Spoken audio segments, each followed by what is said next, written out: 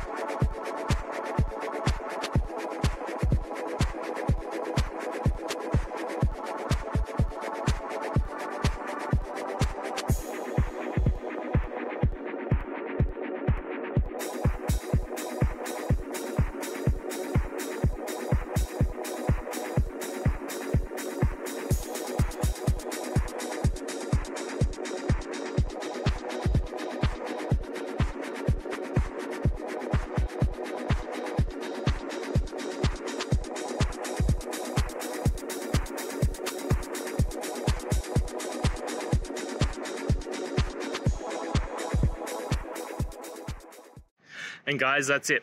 I hope this video has helped you and get you through to that resolution you needed. If it did, please, I'd appreciate it if you hit subscribe. Now, until the next time that you need technical help, I hope you have a good one.